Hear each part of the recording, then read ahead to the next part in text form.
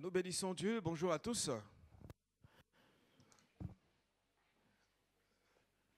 On continue avec le sujet que nous avons commencé la fois dernière. Le thème, comme nous l'avons annoncé, c'est sur le combat et l'armure spirituelle du chrétien. Et aujourd'hui, nous allons prendre la suite de notre message.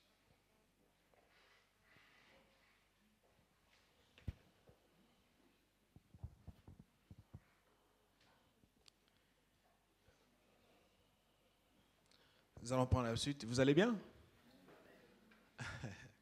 Quand il fait froid, il fait froid. Quand il fait chaud, il fait chaud. Ah, l'homme. Voilà. Dimanche dernier, nous avons commencé ce message qui avait été introduit.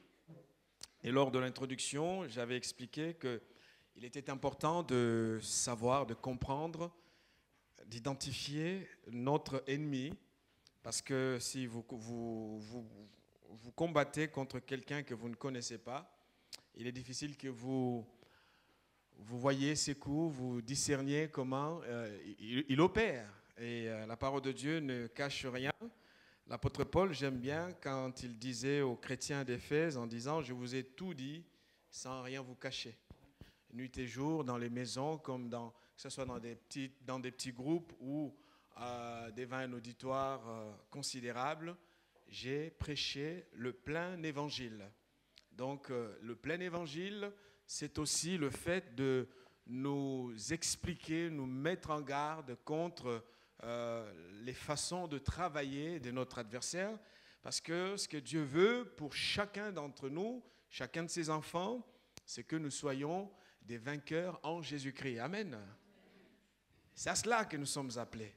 C'est à cela que Dieu nous appelle, à aller de victoire en victoire et aller de joie en joie et grandissant même dans l'épreuve. Paul disait qu'il avait la totale confiance dans le Dieu qu'il servait parce qu'il savait que Satan n'avait rien contre lui. Amen. Satan n'avait pas de droit sur lui. Voilà. Ce matin, je veux parler des deux armes. Et avant d'aller plus loin, je voudrais simplement vous faire quelques photos pour que vous puissiez visualiser de quoi il va s'agir ce matin. Nous allons parler de la vérité et de la justice pour armes. Voilà, Dieu met dans nos mains, dans notre armure, la vérité et la justice. Et c'est dans le texte que nous avons lu la fois dernière. Si vous regardez bien, vous avez là la ceinture du soldat romain. Hein, vous voyez que ce monsieur a autour de sa tunique une ceinture qui lui permet de positionner son épée, de fixer son épée de manière à ce qu'elle ne puisse pas tomber. Donc, dans l'armure du soldat, il y a l'importance de la ceinture. Et puis, voilà, donc là, nous avons quelques bons soldats bien armés. Et vous voyez à quoi sert la ceinture. Ça va? Et comme on parlera aussi de la cuirasse de la justice, je voulais vous montrer à quoi ressemblait une cuirasse du soldat romain.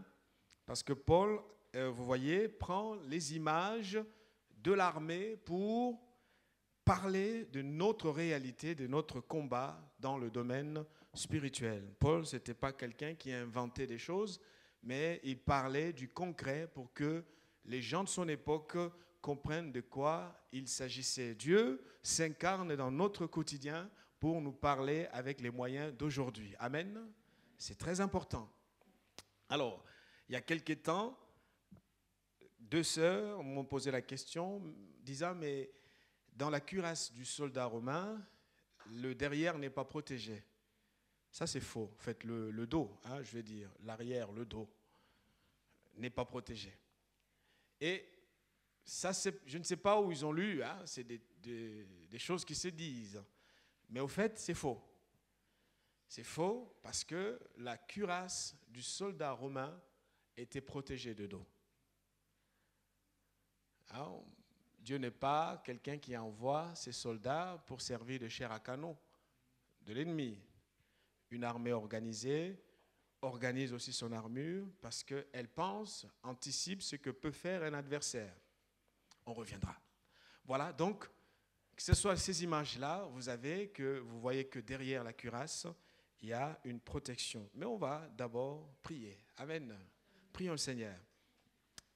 Notre Père, notre Dieu, nous te remercions pour aujourd'hui, pour le message de ce matin. Nous prions pour que tu nous accordes ta grâce.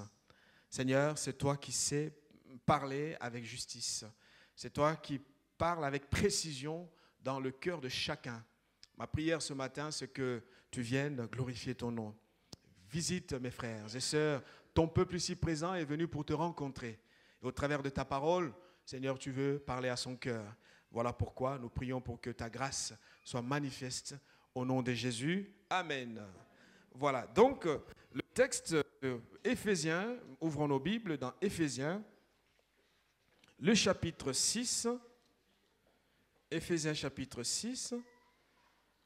Le texte va du verset 10 à 20, mais nous allons, comme vous le savez, parce que le sujet qui nous concerne aujourd'hui se trouve au verset 14, l'apôtre Paul dit « Tenez donc ferme, ayez à vos reins la ceinture pour vérité, revêtez la cuirasse de la justice. » Voilà, ayez à vos reins la ceinture pour vérité et revêtez la cuirasse de la justice. Donc, dimanche dernier, j'ai rappelé que le combat spirituel n'est pas une option, c'est une obligation pour chacun d'entre nous, parce que les termes, le temps des verbes, il y a beaucoup d'impératifs dans le langage que l'apôtre Paul va utiliser pour sensibiliser l'Église. Il dit, tenez, il ne demande pas l'opinion en disant, mais bon, si vous le souhaitez, prenez ceci. Mais il parle parce que ce que Dieu veut, ce que Dieu cherche à voir dans le cœur de son peuple, c'est que l'Église de Dieu soit une Église des vainqueurs. Amen. Donc l'équipement d'un soldat est toujours lié à l'ennemi qui est en face de lui. Si vous allez dans une armée qui utilise des armes de destruction massive, vous ne pouvez pas arriver avec votre Kalachnikov. Ça ne passera pas. Et Dieu le sait, Dieu le voit. C'est pour cela qu'il appelle chacun de nous à prendre son armure pour aller de l'avant. Vous savez, la victoire est en Christ. Nous ne sommes pas là pour faire l'apologie de l'ennemi, pour faire avancer sa cause. Nous sommes le peuple de Dieu, nous sommes le peuple du roi, et nous sommes des enfants de Dieu qui vivons et marchons dans la victoire. La victoire est en Jésus, alléluia. Qui croit que la victoire est en Christ? Ça, c'est une évidence. La victoire est en Christ. Et la parole de Dieu dira, au sujet de Jésus, en disant, vous savez comment Dieu l'a oint du Saint-Esprit et de force, Jésus de Nazareth, Actes chapitre 10, verset 38, qui allait de lieu en lieu faisant du bien et guérissant tous ceux qui étaient sous l'empire du diable, car Dieu était avec lui. La réalité de l'Église, la réalité des chrétiens, ce que nous combattons dans la victoire. Mais cela ne nous dédouane pas de notre responsabilité de connaître contre qui nous combattons. J'ai vu des chrétiens crier « Je suis fort en Jésus », mais cela ressemble plus à une parole d'autosuggestion. On se conforte soi-même. Ça ressemble à un slogan qui est vide de tout sens. Parce que quand on voit dans la réalité, cette même personne n'a pas d'efficacité dans la foi. Et ça fait des mois, ça fait des années, ça fait beaucoup d'années que les choses sont à ce point-là. Ce que Dieu veut, c'est que tu te lèves et que tu prennes ton armure. Amen. Vous savez, la victoire en Christ n'est pas une pensée positive. C'est une réalité. C'est une réalité. Car Christ a vaincu l'ennemi. Christ a vaincu les démons. Christ a vaincu le diable. Et la Bible dit qu'il allait de lieu en lieu, faisant du bien parce que Dieu était avec lui. Si Dieu est avec toi, le résultat sera palpable. Est-ce que quelqu'un m'entend ce matin? Et j'aime bien ce que dit l'apôtre Jean. Il dit, dans 1 Jean chapitre 3, verset 8, le Fils de Dieu a paru, est arrivé, est venu sur la terre afin de détruire les œuvres du diable. Afin de détruire les œuvres du diable. Jésus n'est pas venu faire une promenade pour se constituer un royaume de gens tout le temps sous l'oppression. Des hommes et des femmes constamment détruits par les problèmes de la vie. Non, nous sommes une armée du roi des rois. Nous sommes une armée des vainqueurs. Ce matin, je cherche simplement à réussir à te faire comprendre que ce que Dieu veut pour toi, c'est que tu sois un gagnant en Jésus-Christ. Alléluia. C'est ce que j'essaie de faire ce matin.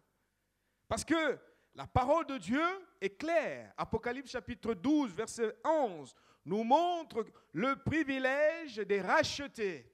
Malgré le caractère difficile de notre combat, mais nous sommes des vainqueurs. La parole de Dieu dit, ils l'ont vaincu. Ils l'ont vaincu à cause du sang de l'agneau et à cause de la parole de leur témoignage. Et ils n'ont pas aimé leur vie jusqu'à craindre la mort.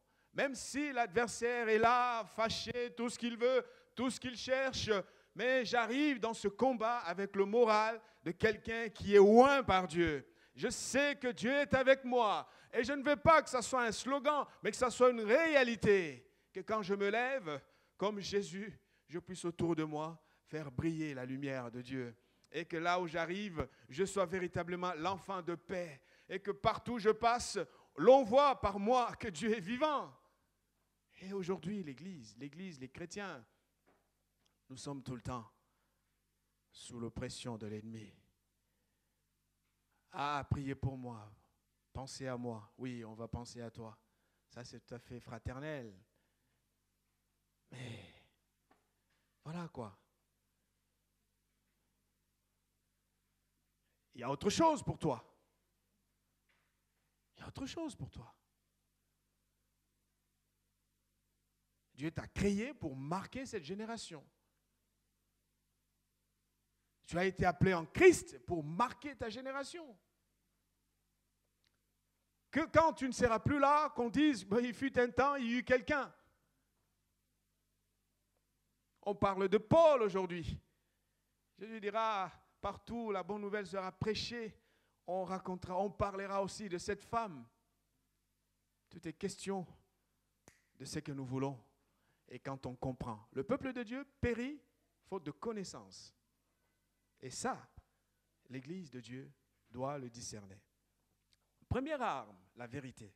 Pourquoi la vérité comme ceinture? Pourquoi la vérité comme arme? Quel est le rôle de la ceinture dans l'armure du soldat? Je voudrais d'abord rappeler que notre monde, nous vivons dans un monde basé sur le mensonge. Et un monde qui a été mordu par le mensonge. Tout est parti d'un mensonge. Et à tous les niveaux de la société, vous voyez, donc si vous voulez vous faire agréer par quelqu'un, celui qui emploie le mensonge, parfois, va passer plus vite que vous.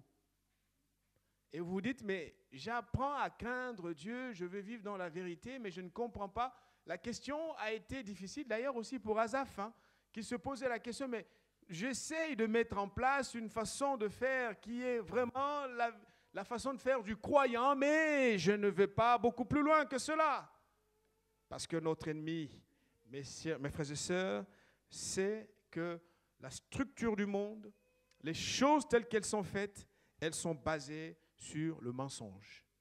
Et donc, lorsqu'un enfant de Dieu va jouer le jeu de l'ennemi, vivre dans le mensonge, comment voulez-vous qu'il soit efficace? Ah, de Dieu, on va brandir le fait que la grâce de Dieu, Dieu m'a sauvé. On va en parler, ça c'est tout à fait logique. Mais il ne faut pas qu'il y ait d'incompatibilité à ce point-là. Parce que le mensonge vient de l'ennemi. Les relations humaines sont basées sur la fausseté. Vous savez, quelqu'un a beau être, même dans l'église, parfois quand on regarde, elle se dit, mais tiens, mais il y a dans l'homme quelque chose qui est difficile à savoir. Le péché a perverti l'ordre. Le péché a endommagé même la volonté humaine. Calvin le dira, à juste titre, le réformateur. Il y a comme, dans la structure de chaque être humain, c'est cette fausseté qui est là. Et si Dieu ne nous sort pas de là, et que nous ne mettons pas en pratique la vérité de Dieu, nous serons toujours là. C'est pour cela que ça ne va pas souvent dans certaines vies, parce qu'on combine, on emploie parfois la vérité, mais souvent on est dans le mensonge. Chers amis, dans le mensonge, on ne peut pas aller plus loin. Et on ne peut pas atteindre Dieu par un mensonge. Tel est le principe sur lequel est basée toute l'action de l'humanité. Dieu n'existe pas. On va y arriver sans lui. Quel mensonge. Quel mensonge. Or, dès le livre de la Genèse, nous avons un mensonge flagrant. Ça arrive avec Satan. Genèse chapitre 3. Nous lisons le verset 1 à 5. Le serpent était le plus rusé de tous les animaux des champs que l'Éternel Dieu avait fait. Il dit à la femme, Dieu a-t-il réellement dit, vous ne mangerez pas de tous les arbres du jardin? La femme répondit au serpent, nous mangeons du fruit des arbres du jardin. Mais quant au fruit de l'arbre qui est au milieu du jardin, Dieu a dit, vous n'en mangerez point et vous n'y toucherez point de peur que vous ne mouriez. Alors le serpent dit à la femme, vous ne mourrez pas, vous ne mourrez point. Mais Dieu sait que le jour où vous en mangerez, vos yeux s'ouvriront et que vous serez comme des dieux connaissant le bien et le mal. Dieu a dit, vous mourrez. Le serpent dit, vous ne mourrez pas. Il va reprendre l'argument pour dire son mensonge. Et un mensonge, comme je l'ai dit, positionne certaines personnes. On a des gens, des chrétiens qui parfois sont amenés à se compromettre ou à faire un coup tordu à l'autre pour qu'il passe. Voilà, l'ère de promotion, voilà, je dois bloquer l'autre pour que moi je puisse savoir. L'enfant de Dieu ne doit pas vivre dans ce mensonge.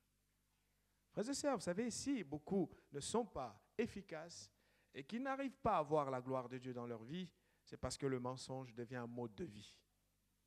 On ment même en priant. Et ça, c'est grave. Et ça, c'est dangereux.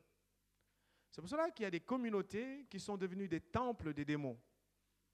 Le diable est content dans une église pareille parce qu'il sait que, mais voilà, c'est tous des menteurs. Même dans des petites choses, dans des petits choix, on emploie le mensonge comme un visa. La parole de Dieu nous appelle à vivre dans la vérité. Ça a un prix, ça a un coût. Mais c'est cela que Dieu nous appelle. Vous savez, les fils de Dieu, les fils de la lumière, dans certains milieux, se rendent compte que si je continue à craindre Dieu, ça va être difficile. Laisse-moi faire comme eux. Mais comme Asaph, nous avons intérêt à ne pas faire comme les autres. Donc, le mensonge à tous les niveaux qui n'épargne aucune couche de la société, y compris dans le domaine religieux. Nous avons du mensonge. Des églises qui s'écrèent avec des faux prophètes. Des communautés avec des gens qui croient servir et adorer Dieu et Satan est content. C'est pour cela que vous voyez qu'il n'épargne aucun domaine. Partout, le faux s'introduit. Parmi les pasteurs, les prophètes, les prédicateurs, il y a beaucoup de faux aussi. Vous savez, Satan n'a pas évité d'imiter la Trinité divine. Sa force, c'est de faire du copier-coller, mais il réplique, c'est son art. Jésus l'a vu et il le dira en disant dans Jean chapitre 8, verset 44, « Vous avez pour père le diable et vous voulez accomplir les désirs de votre père. Il a été meurtrier dès le commencement et il ne se tient pas dans la vérité parce qu'il n'y a pas de vérité en lui. Lorsqu'il profère le mensonge, il parle de son propre fond, car il est le menteur et le père du mensonge. » Dès les origines, Satan ment et il entraîne un grand nombre de personnes à vivre dans le mensonge. Et grave encore, nous avons des chrétiens venant à l'église dimanche après dimanche, mais savent très bien qu'ils vivent dans des relations que Dieu n'approuve pas et on fait semblant. Que voulez-vous en ce moment-là? Il n'y a pas la gloire de Dieu si l'on vit dans le mensonge. Ce que Dieu veut, c'est que tu te débarrasses de ton mensonge pour revenir à lui et alors tu seras fort devant l'ennemi. Amen. La vérité pour ceinture. Vous savez, la ceinture permet, je l'ai dit, à ce que la tunique ne puisse pas tomber, à ce qu'elle ne se soulève pas n'importe comment. Vous avez des chrétiens qui n'ont pas la ceinture, à peine quelques pas, ils sont obligés de s'arrêter pour remonter le pantalon. Et spirituellement, c'est ça. Un coup ça va, un coup ça rechute. Ce matin, Dieu veut que ça change. Dieu veut que ça change. Le mensonge, c'est l'art de l'ennemi et il a renversé bon nombre de gens avant toi. L'histoire retient des champions qui sont tombés parce qu'ils ont voulu jouer avec le feu. Viens dans la vérité de Christ. Entre dans la vérité de Dieu et alors tu verras que la victoire ne sera plus un slogan, mais ça sera une réalité. La vérité, donc, vous voyez, frères et sœurs, devient la réponse de Dieu contre le mensonge de l'ennemi. Nous sommes dans un monde de mensonges et nous sommes guettés par le mensonge. Vivons dans cette vérité parce que c'est la vérité de Dieu qui est la réponse à ce mensonge. Et Paul dit, prenez cette vérité pour qu'elle devienne une ceinture à vos reins. Quelle est donc cette vérité? Deux manières de comprendre la vérité. C'est la vérité comme la doctrine de Dieu, la doctrine de la pureté.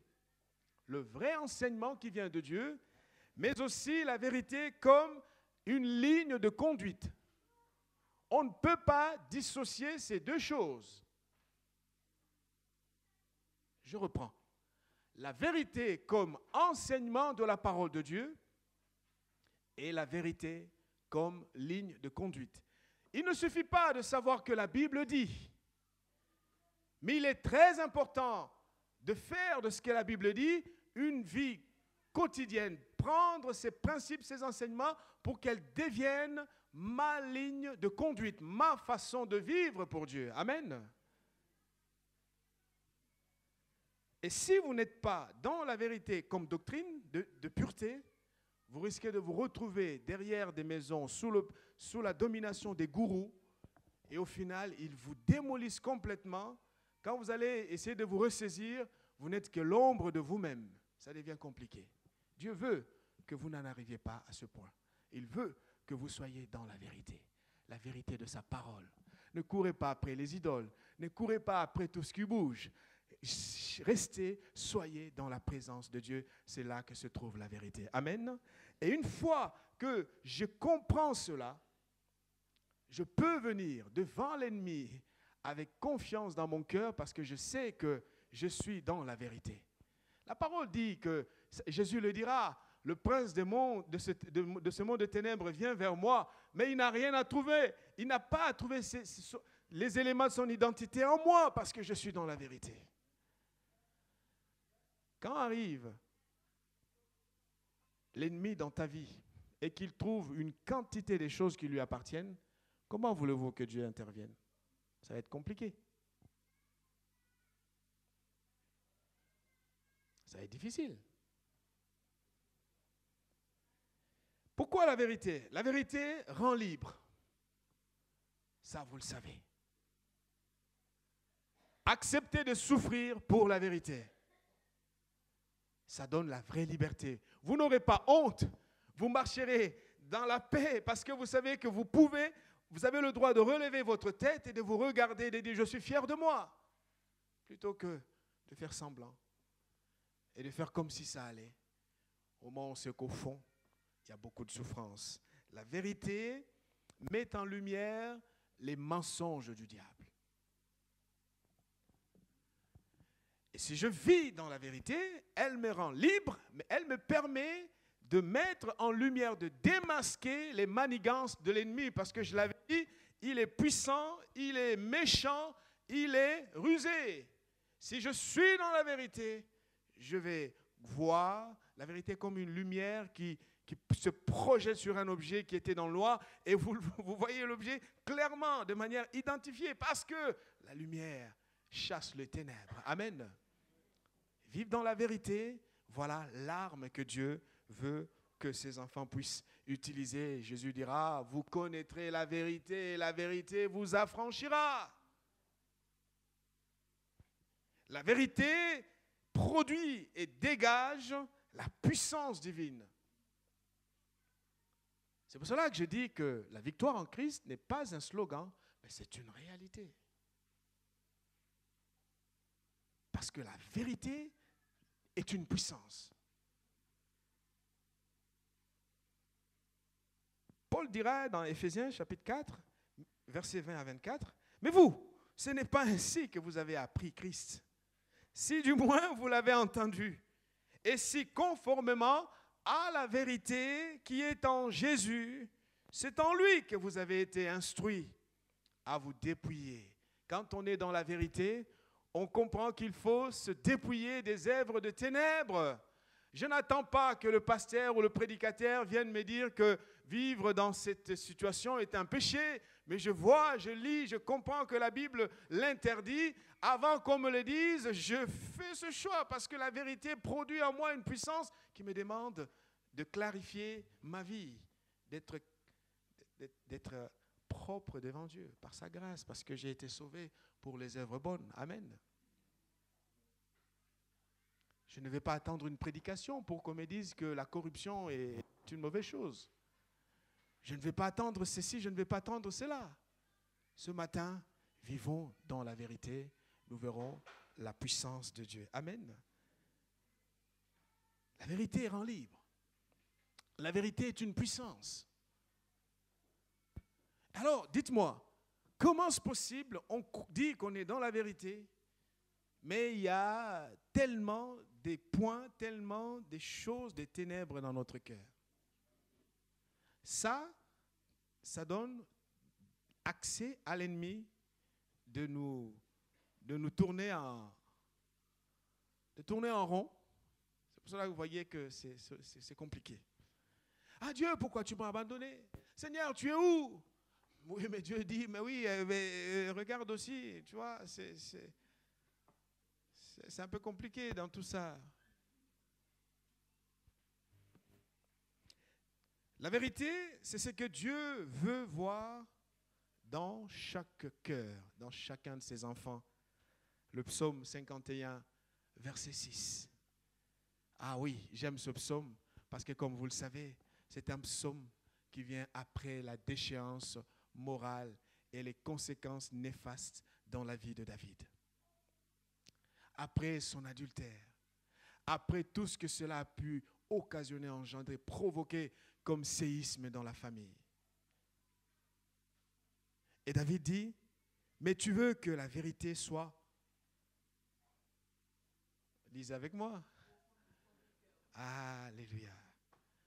On va reprendre Psaume 51, verset 6. Tu veux que la vérité soit au fond du cœur. Pas la vérité comme une pensée, comme une idée. Pas la vérité comme quelque chose que j'ai lu et que j'ai vu dans un roman. Non, la vérité au fond du cœur. Et David, conscient de ses limites, dit à Dieu, fais donc pénétrer la sagesse au-dedans de moi. J'en ai besoin. Qu'en es-tu? Qu'en est-il de toi ce matin? La vérité, chers amis, pour ceinture, nous permet de rester toujours fort, de pouvoir avoir notre épée juste à côté pour répliquer très rapidement quand l'ennemi attaque. La vérité pour ceinture nous permet de marcher sans être gêné par les mouvements, par plein d'autres soucis. Il y a beaucoup de chrétiens qui ont du mal à avoir une marche constante parce que ne vivant pas dans la vérité, les choses sont tellement compliquées, ils pleurent. Et ce matin, reprends ton arme, cette arme de vérité pour que tu sois vraiment fort et que tu marches sans être gêné. Sans être gêné. La vérité pour que tu puisses être plein de confiance. J'ai vu les chrétiens qui ne sont pas sûrs d'eux. Alors, on va dire peut-être que c'est le type de personnalité, mais ce qui est bien avec Dieu, c'est que l'esprit que Dieu nous a donné n'est pas un esprit de timidité. Vous êtes d'accord avec moi? C'est un esprit de force. C'est un esprit de courage. La vérité nous permet de nous sentir forts. Même si on m'insulte, même si on racontait n'importe quoi, je sais que je ne l'ai pas fait. Mon cœur est en paix. Peu importe ce que les autres pensent et disent, je sais que je suis dans la vérité. Voilà ce qui compte. Et je sais que Dieu est avec moi. La vérité a été la force de Job. Lorsqu'autour de lui, on ne comprenait pas d'où venait le problème, mais lui, au fond de lui, il était en paix parce qu'il savait qu'il n'avait rien fait de coupable devant Dieu et que tout ce qui lui arrivait, ce n'était pas parce qu'il avait été commettre un péché, mais que ce sont des choses qui se passaient sans qu'il soit au courant de cette décision qui avait été prise. Mes frères et sœurs, ce matin, qu'en est-il de notre marche avec Dieu? En tant que soldats de Jésus-Christ, n'oublions pas que nos adversaires, nos ennemis détestent la vérité. Ils affectionnent les ténèbres. Et parce qu'ils affectionnent les ténèbres, ils vont constamment chercher à nous garder dans les ténèbres. C'est pour cela que quand tu prends la décision de commencer à vivre ta vie chrétienne véritablement comme un enfant de Dieu craignant Dieu, c'est en ce moment-là que tu te dis, mais tiens, mais qu'est-ce qui se déchaîne contre moi? Alors, c'est parfois le péché derrière lequel vous courez. Quand vous décidez de craindre Dieu, ce péché vient lui-même, gratuitement, avec beaucoup de facilité. Et vous dites, mais tiens, mais c'est moi qui allais vers ça et je cherchais, mais là, ça vient gratuitement parce que Satan ne veut pas que vous sortiez des ténèbres. Il veut vous garder dans ces ténèbres pour que vous ne soyez pas un danger pour lui. Qu'au contraire, vous soyez dans les larmes, dans le pleur. Mon Dieu, tu m'as abandonné, tu vois ma situation. Et Dieu dit, mais lève-toi, brille, lève-toi, prends ton arme, sois dans la vérité. Amen. C'est très important. Et la lumière, on sait qu'elle chasse les ténèbres. C'est pour cela que tout ce combat est là. Et si nous voulons être des victorieux, des gagnants en Jésus-Christ, nous avons besoin de garder ces deux volets de vérité, c'est-à-dire la vérité comme doctrine pure de Dieu, la vérité de son enseignement, mais aussi la vérité comme ma sincérité, ma ligne de conduite, ma façon d'aligner ma vie chrétienne selon les instructions de Dieu. Amen. Voilà ce qui nous donne la force. Paul dira dans Éphésiens chapitre 4, verset 15, « Professant la vérité dans l'amour, nous croîtrons à tous égards en celui qui est le chef, le Christ. » En professant la vérité, nous grandissons. Nous quittons ce stade où nous sommes dans une vie de compromission permanente et nous vivons dans la lumière de Dieu. Et Dieu voit le rayonnement de notre lumière et il agrée nos efforts et il nous bénit par sa grâce. Amen. C'est très important. Deuxième arme, très rapidement, la cuirasse de la justice. Paul dit, revêtez la cuirasse de la justice. Je l'avais dit que contrairement à ce qu'on a pensé, parce que vous savez, la force de Satan, c'est de réveiller notre passé. Ah, ça, il en a les moyens d'aller fouiller dans ce que nous étions pour le ramener. Tiens, tu veux prier, toi? Tu as oublié tout ce que tu avais fait avant. Il va réveiller même des actes que nous avons commis dans la folie. Et du coup, boum, on est comme arrêté dans son esprit, on n'a plus la force de prier. Toi, tiens, toi tu veux prier. Mais non, arrête, laisse tomber. Pas toi, quelqu'un d'autre, oui, mais toi, regarde-toi. Et du coup, franchement, tu te dis, mais tu luttes avec ça, mais qu'est-ce qui se passe? Il va t'humilier, il va chercher à te rabaisser, il va chercher à démolir ta conscience, il va chercher à te convaincre que tu ne vaux pas la peine. Et dans ce cas-là, on voit des chrétiens complètement désarmés. Alors je vais faire une parenthèse pour que nous puissions le savoir et inviter l'Église à la compassion, c'est important. Aussi longtemps que quelqu'un n'est pas un danger pour Satan, on n'entend pas parler de la personne. Si vous décidez à être un danger pour lui, à craindre Dieu, à marcher dans les voies de Dieu, on ira poser la question, qui est votre mère? C'est-à-dire, on va fouiller le passé. Quand Jésus n'avait pas fait de miracle, on n'a pas cherché à savoir qui c'était le fils de Marie et de Joseph. Hein? Est-ce que j'essaie de me faire comprendre? C'est à cause de cela que beaucoup de gens se disent, mais bon, en face de l'adversaire, c'est comme si vous allez provoquer des abeilles qui étaient cachées dans quelques... Non.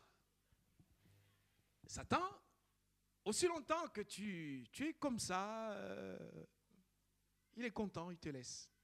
Mais si tu te lèves pour dire, moi, je veux marcher avec mon Dieu, c'est là qu'on va commencer. Ah ouais, tu sais, bon, on va aller voir ce que tu as fait dans le passé. C'est pour ça que quand on réveille le passé d'un de nôtres, ça c'est le passé. Parlons par rapport au présent. Jésus a dit à la femme adultère, va et ne pêche plus.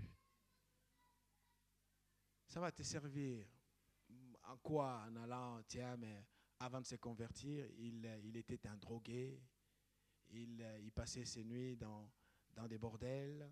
Ça va te rapporter quoi? Au contraire, bénis Dieu. Dis à Dieu, Seigneur, tu es tellement puissant que tu peux ramener même des gens qui passaient des nuits dans les bordels. Les voilà, ils sont hommes de Dieu, serviteurs de Dieu, enfants de Dieu, filles de Dieu, dans l'église. Nous avons besoin de prendre notre cuirasse pour nous défendre quand l'ennemi arrive. C'est quoi alors la cuirasse de la justice? Je disais que l'importance de la cuirasse se montre en ceci. Elle permet à ce que nous puissions protéger les organes vitaux. Vous voyez? C'est pour cela l'idée d'une armure romaine sans protection derrière est totalement fausse. Hein? Parce que lorsque vous vous battez, vous pouvez tourner le dos parce que vous retournez. Hein? Mais l'ennemi le voit, il vous poignarde dans le dos et puis ça sort de l'autre côté. Les organes vitaux qui sont ici ont besoin d'être protégés et Dieu a pensé à cela. Il nous donne la cuirasse de la justice. Et cette cuirasse de la justice, c'est quoi? C'est l'initiative souveraine, c'est l'initiative gratuite, totalement gratuite de Dieu qui a décidé qu'en Jésus, toi et moi, nous sommes des justes devant lui. Amen. Dieu l'a dit, Dieu l'a décidé. Ça ne dépend pas de la famille dont on vient. Ça dépend de sa décision qui dit, en Christ, tout celui qui se tourne vers moi en Jésus-Christ, je le considère comme juste. Et Paul dira, il n'y a donc plus de condamnation pour ceux qui sont en Jésus-Christ. Qui es-tu pour condamner celui que Dieu a justifié? Qui es-tu pour refuser le pardon que Dieu a déjà accordé à quelqu'un? Même si tu n'es pas d'accord, que tu sois d'accord ou pas, ce n'est pas ton point de vue qui va impressionner Dieu, mais sa souveraine volonté. Je sais que Dieu est bon. Alléluia. Dieu est bon. Et je ne me fais pas non plus intimider. Alléluia. Parce qu'il est là, il est bon, il est formidable. Je reprends. Dieu a décidé que nous sommes justes. Vous tous qui vous êtes réellement convertis en lui par Jésus-Christ. Et donc, contre les accusations de l'ennemi, on n'a qu'à prendre Jésus et dire, voilà, Satan, tu me parles de mon passé, mais voilà, moi je te rappelle que je suis en Christ. Tu me rappelles de mon ancienne dépendance? Oui, ça je l'ai fait. Mais je te parle d'aujourd'hui. Regarde, Jésus est là pour moi. Quelqu'un a dit, quand Satan vous rappelle votre passé, rappelez-lui son avenir. Ah, ça c'est bien dit, hein? S'il te rappelle ton passé, rappelle-lui son avenir. C'est bien mon gars, moi, bon, ça c'est du passé, mais toi demain, ça va être chaud pour toi. Ça va être tellement chaud pour toi, parce que moi je suis dans la maison de Dieu. Soyons compatissants.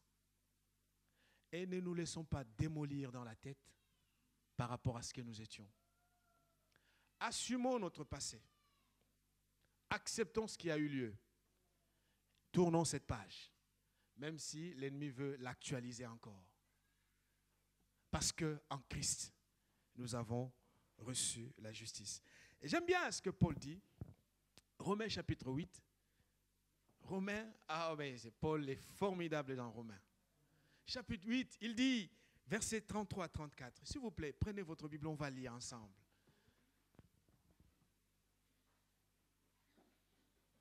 Romains chapitre 8, versets 33 à 34. Quand je lis ça, ça me coupe le souffle. Paul dit, qui accusera les élus de Dieu? C'est Dieu qui justifie. Qui les condamnera? Christ est mort. Bien plus il est mort, et bien plus il est ressuscité, et il est à la droite de Dieu, et il intercède pour nous. Il intercède pour nous. Encore faible, encore dans une situation délicate, je suis confiant de l'intercession de Jésus à mon égard, parce que je sais qu'il est là, il le fait. Frères et sœurs, qui t'accusera? Qui accusera les élus de Dieu? C'est Dieu qui justifie. C'est Dieu qui condamne. C'est pour cela qu'il n'est pas permis à quelqu'un de condamner celui que Dieu a élu, que Dieu a choisi en Christ. Voilà notre justice. Contre les accusations, contre les humiliations, contre le rappel de notre passé, parlons du présent, montrons à l'ennemi notre présent et disons-lui, en Christ, Dieu m'a justifié. Alors, donc, quand on prend tout cela, ça nous permet de rester dans le combat, de rester dans la guerre, dans la bataille, et de ne pas se laisser effondrer, démoli par les accusations, mais de rester ferme. Parce que l'apôtre Paul dit que celui qui veut vivre pieusement en Christ sera persécuté. Quand ils iront parler, chercher, murmurer, c'est leur problème. Je parle du présent et au présent, Dieu m'a reçu en lui et je marche avec lui. Voilà ce qui va me servir de cuirasse contre les flèches de l'ennemi, contre ses épées, contre ces poignards, parce que je sais que Dieu est avec moi. Et donc, ça donne une conséquence. Comme l'apôtre Paul le dira encore dans Galates, c'est pour la liberté que Christ nous a affranchis. Demeurez donc fermes. Amen. Demeurez donc fermes et ne vous laissez pas mettre de nouveau sous le joug de la servitude. Voilà la justice comme celle qui m'est donnée par Dieu, une déclaration de Dieu, ok? C'est pour cela que la Bible dit que ça ne vient pas de toi, ça ne vient pas de nous. Dieu nous déclare devant le tribunal de sa majesté divine, il prend la décision, à partir d'aujourd'hui, tous ceux qui sont en Christ sont déclarés justes. Quelle que soit l'origine, quel que soit le passé, quel que soit ce qu'ils sont, je les déclare. Alors Paul pose la question, qui condamnera les élus? C'est Dieu qui justifie. Et aussi, cette justice doit devenir notre ligne de conduite. Vivre dans la justice de Dieu. Ça va? Donc, avec ces deux armes, frères et sœurs, vous voyez bien que même si en face de nous, l'adversaire est puissant, méchant, rusé, nous avons de quoi neutraliser son armure.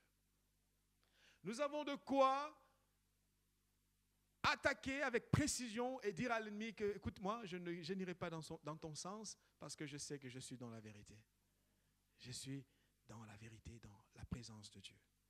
Alors, pour conclure, je t'invite tout simplement à prendre ta ceinture et ta cuirasse. Est-ce que tu as essayé de vérifier dans quel état ta ceinture se trouve? Est-ce que tu as essayé de vérifier dans quel état, où est ta cuirasse de justice? Si tu n'en as plus, le Seigneur t'invite tout simplement à te souvenir qu'il l'a déjà fait pour toi. Ça t'appartient. Aussi longtemps que tu es dans son armée, tu es membre effectif de son armée, tu as droit à une armure pour aller dans le combat. Sors d'une vie de mensonge.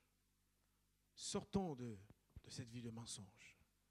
À tous les niveaux. Et d'ailleurs, ne cherchons pas à mentir l'État non plus. Vous voyez? Vivons dans la vérité. Avec le peu que nous avons, nous pouvons vivre dans la vérité et efficacement. Amen. Ne mentons pas les structures de l'État.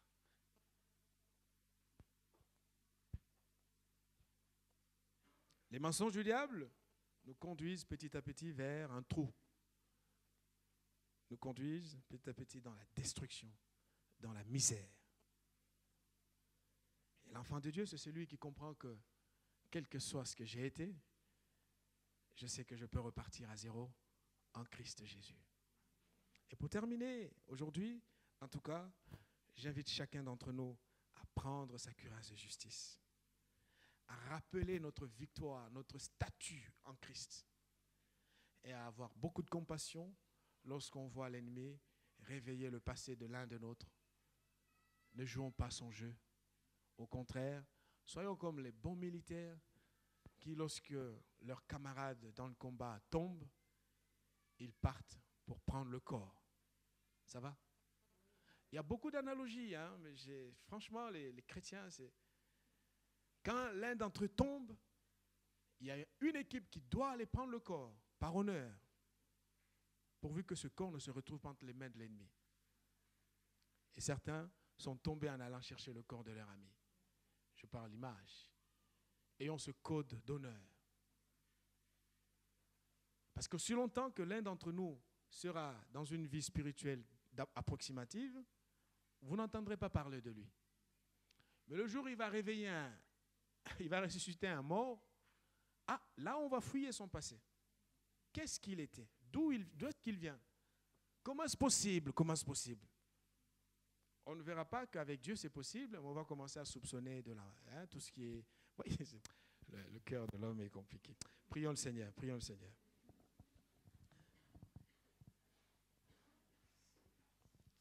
Nous avons besoin de ta compassion, de ta miséricorde, de ton soutien, Seigneur, de ton amour.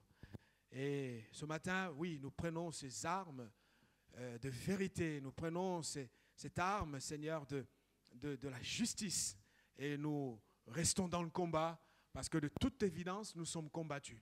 Et comme nous ne pouvons pas aller de l'autre côté, aller chez l'ennemi, nous restons et nous déclarons notre loyauté au royaume de Dieu, à l'armée de Dieu. Seigneur, nous croyons pleinement que tu veux nous relever ce matin. Alors bénis ton Église. Si quelqu'un ce matin, mon Dieu, est dans une vie de mensonge, je te prie de le réveiller. Je te prie de l'aider à se lever, Seigneur, pour qu'il ne puisse plus travailler pour le camp du père du mensonge, Seigneur, mais qu'il vienne dans la lumière, qu'il reste auprès de celui qui éclaire toutes choses, Jésus-Christ, Père, pour qu'il soit libéré et vivre dans la victoire. Mon âme te remercie, mon âme te glorifie pour ce temps passé ensemble ce matin autour de ta parole, Seigneur. Merci de faire en sorte que cette parole soit vraiment mise en pratique dans notre vie de tous les jours. Alors nous verrons la victoire de Dieu, nos vies seront transformées et la victoire ne sera plus un slogan, mais elle sera une démonstration parce que ce que tu veux, c'est que ton armée se lève et que ton armée soit puissante. Au nom de Jésus, sois béni, Seigneur. Amen.